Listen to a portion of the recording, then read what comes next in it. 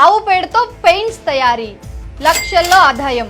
Yes, Chhattisgarh లో ఉన్న రాణిగోన్ రైతులు ప్రాకృతిక్ పెయింట్స్ అనే పేరుతో గ్రామాల్లో టన్నుల కొద్దీ పోగయ్యే ఆవు పేడను ప్రధాన పదార్థంగా ఉపయోగించి రకరకాల పెయింట్స్ ని తయారు చేస్తున్నారు. ఆ రాష్ట్రమంతా ప్రభుత్వ భవనాలకు ఈ రంగులనే వేయటం మొదలు పెట్టారు. దీనికోసం ఆవు పేడను సేకరించి ఎండబెట్టి పొడిగా చేసి దానిలో ఉండే ఫైబర్ ను వేరు చేసి 100 డిగ్రీల ఉష్ణోగ్రత వద్ద వేడి చేసి అందులో హైడ్రోజన్ పెరాక్సైడ్ ను కలిపి బ్లీచ్ చేసి ఆ పిగ్మెంట్ తో పెయింట్స్ ని తయారు చేస్తున్నారు.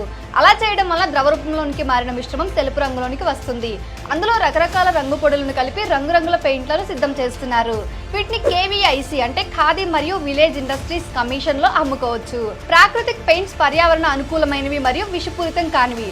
అంతేకాదు ఈ పెయింట్స్ నాన్ టాక్సిక్ మరియు యాంటీ ఫంగల్ ఇంకా యాంటీ బ్యాక్టీరియల్ లక్షణాలను కలిగి ఉంటాయి. ఇప్పుడు ఈ పెయింట్స్ తెలుగు రాష్ట్రాల్లో కూడా అందుబాటులోనికి వచ్చాయి. ఆవు పేడతో చేసిన పెయింట్ కాబట్టి ఇంటికి వేయటం వలన దోమలు కూడా రాకుండా ఉంటాయి.